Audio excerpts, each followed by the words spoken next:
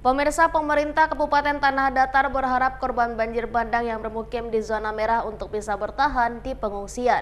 Hulu Sungai Gunung Merapi yang sering diguyur hujan dikhawatirkan bisa memicu peristiwa serupa. Sebanyak 144 orang korban banjir bandang di Nagari Rambatan Tanah Datar masih bertahan di kantor Wali Nagari.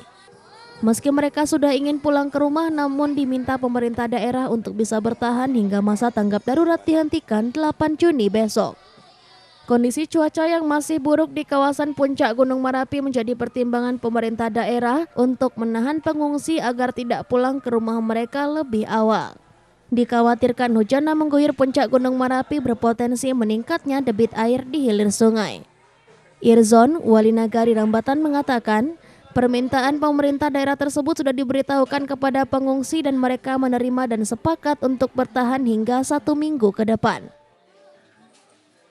Jadi kemarin sudah kami konfirmasikan, pengungsi ini mau meminta sekarang mau pulang hari Sabtu nih. Sudah kami konfirmasikan di Ibu Camat sampai Bupati dan Laksa, katanya pengungsi itu tidak dilarang oleh Pak Bupati, cuma kita waspada. Waspada kalau dapat saran Bupati dengan adanya dari BMKG-nya isunya masih ada, jadi Bupati menyarankan cobalah Pak Wali tahan aja di kantor dulu sampai tanggap darurat, kata Bupati. Jadi sampai sekarang sudah kami ngomongin sama kawan pengungsi, dia mau tinggal dimungsikan buat sementara sampai tanggal 8, tapi siang-siangnya dia pergi ke kampungnya untuk membersihkan rumahnya, Pak. Kemudian dia balik lagi ke lokasi pengungsi di aula kantor Wali Nagari.